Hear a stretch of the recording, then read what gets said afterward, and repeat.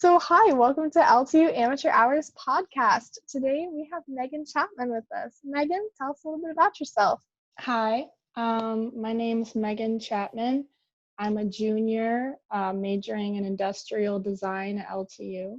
So, where are you from? I'm from Commerce, Michigan. It's like an hour outside of Detroit, really small suburban area. Coming from a small suburban area, what brought you to industrial design? I was looking at a lot of different things in high school, particularly math and science, and I realized that after a couple years that wasn't for me. So I started looking into art schools and programs in the Detroit area, and then I wanted to still kind of incorporate like science and math a little bit somehow. So I figured looking for more practical, like where you apply math and science on the daily job kind of industry would be something I was interested in. And so I found industrial design as a sort of practical like appliance of math and science, but also combining art. And then when I looked into that program at different art schools, LTU had the best program. So that's how I wound up at LTU. That's amazing. And I'm glad that you found LTU. Do you think of it as kind of like your home away from home now that you're there? Yeah, I'm definitely missing it now that we have been in summer for so long and been at home for so long. Being on campus, especially with the small architecture and design community, the co-ed community in general has been really welcoming to me, and I just always feel like everyone is in sort of the same mindset, where we're in that sort of artistic community, even surrounded by all of the math and science kids. So that's been really awesome. So, back when you got to live in the Lawrence Tech community, you redesigned a watering can to be this beautiful piece of like gardening equipment. Can you tell us a little bit about how you designed it? Yeah, well, thank you, first of all, for calling it beautiful. It is. It's wood uh, and it's so cute. Thank you. I wanted to create this because we were doing a project where we were supposed to use the CNC machine in the build lab. And I wanted to create a household object that was something I was familiar with. So the prompt was to create a household object utilizing the CNC machine as part of the building process. And I had a few items on my list of ideas. But the one that I felt I related to the most was the watering can because I'm a really like nature oriented person. I have a lot of plants around the house and we have a big garden. So that's what I was looking at for my project. So yeah, that's where it all started. So, are you a good plant mom? And if you are, what are your tips? Because I had a cactus last year and I couldn't keep it alive for more than a month. Yeah, actually, I don't know if I would call myself like a good plant mom per se. A lot of my plants have died, but I think the best thing to know as far as being a caretaker for plants is that some of them are going to die because there's a lot of different factors that go into taking care of plants. Some of them just don't survive in Michigan weather. And sometimes even if it's like too cold for a couple months or something, I think the best thing to know is just that it's not always your fault. So some plants just thrive better in certain environments, and it also takes a lot of practice to understand how to take care of different kinds of plants. Makes sense. You know how to take care of plants, and this project forced you to use the CNC machine. Do you now know how to use a CNC machine? Like, are you an expert? I wouldn't say an expert. This was a really eye-opening experience for me. I had no idea what I was doing going into it, but the people operating the build lab and the wood shop were really nice and really helpful. And I learned a lot about the general process and that CNC milling can help you do a lot of things with a more rapid technology, which I think is pretty cool. You can do more quick prototyping. So that was helpful for this project because by the time I got to the end of the project where I needed to build the model, I only had like 2 weeks left. And that was before we all got sent home, right? Yeah, that was the end of first semester project. What was the hardest thing about making this product? Was it the CNC milling or was it more on the front end when you were designing it? I would say they were kind of equal, but personally, I always find my common struggles are in finding a final design. I feel like that's everyone's struggle.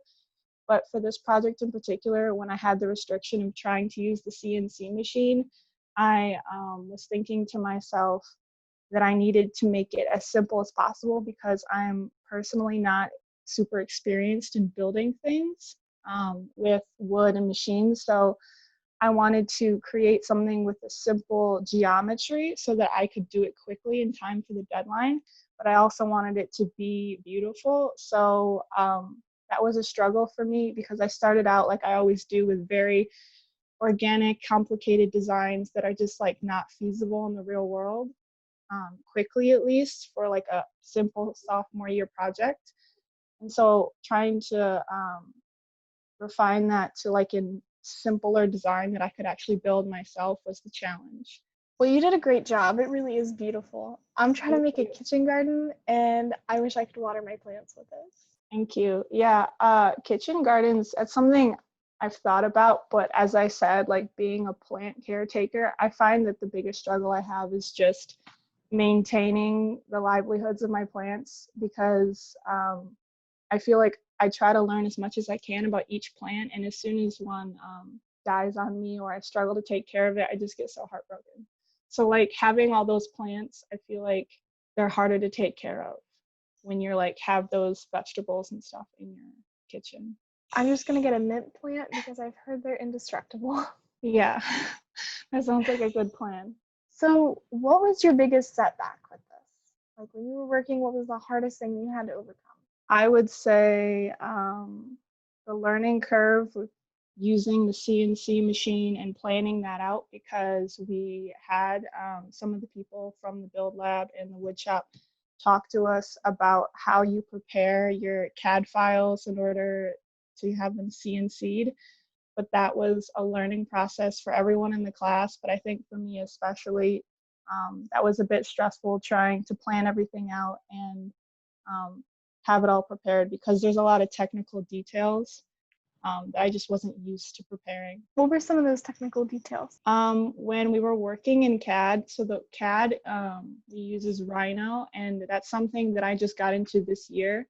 So first of all, like trying to wrap my head around building my model in CAD was a process, and then also using tolerances for our building with the CNC machine was something I was new to, and we'd worked with it a little bit with 3D printing, but just trying to make sure that all of the pieces that I had planned out were properly proportioned because most of the experience I was using with CAD was for just general ideation and it wasn't like super specific for something that would actually be producing in the real world. It was just mostly for like conceptualizing like abstract models. We use that a lot in our CAD class just for the initial ideation stage, which I think is also interesting to use it as more of a like expressive medium as opposed to like a really technical specific medium, which was fun because that's what I like to do. But then for this project, we had to get technical with it and everything had to be precise and measured out because we were going to build it in the real world, and that was stressful. But now you have this beautiful watering can. Yeah. So, do you use it to water your plants that you have currently? I haven't, only because at the moment I'm still trying to figure out exactly how to perfect it. Because as time has gone on, the wood has expanded ever so slightly, which resulted in this very minute hole in the bottom. So I'm working on fixing that at the moment, but I was using it for a while, but I can't anymore. What do you have any ideas of how you're gonna fix the hole in the bottom? One of my professors suggested actually using some epoxy, which is interesting.